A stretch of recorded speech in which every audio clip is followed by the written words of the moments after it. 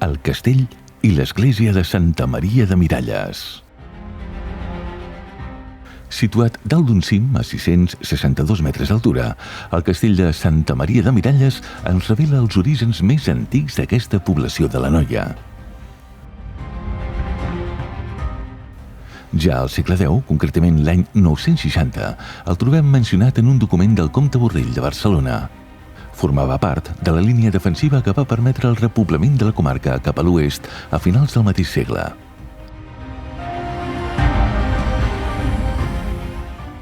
Durant segles, el castell va pertànyer a la influent família del Cervelló i més endavant a la baronia de la Llacuna.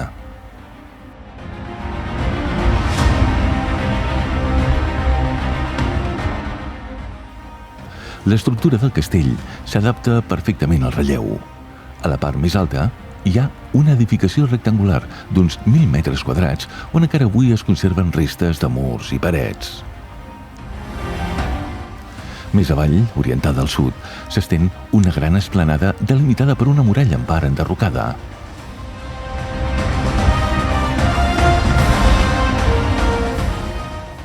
En un dels extrems hi trobem una torre quadrada que dona accés al recinte.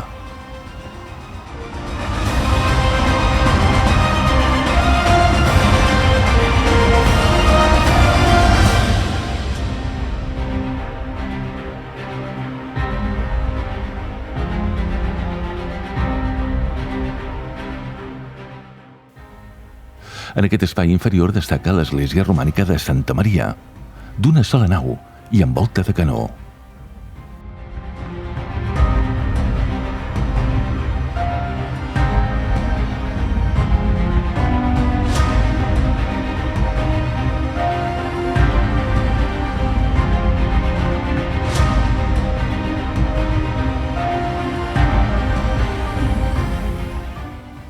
El seu portal, d'arc rodó, està coronat per un fris senzill.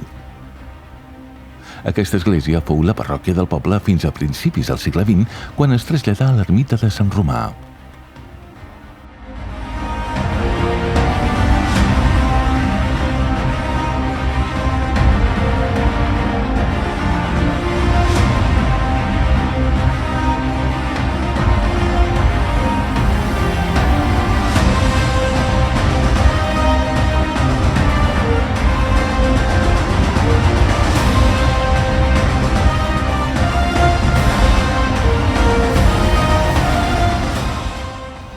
Un dels punts més espectaculars del conjunt és la Torre de Llevant, que des del maig del 2018 funciona com a mirador.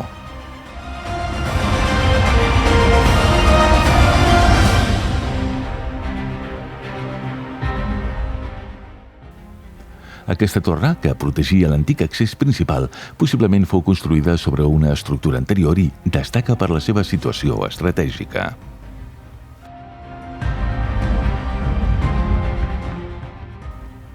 El castell va tenir un paper destacat durant la Guerra Civil Catalana, al segle XV. Tot i que els senyors de Cervelló donaven suport al rei Joan II, la guarnició del castell es va posicionar a favor de la Generalitat. Finalment, però, el bàndol reialista es va imposar. Avui, el castell de Miralles és un dels testimonis patrimonials més destacats de l'Anoia.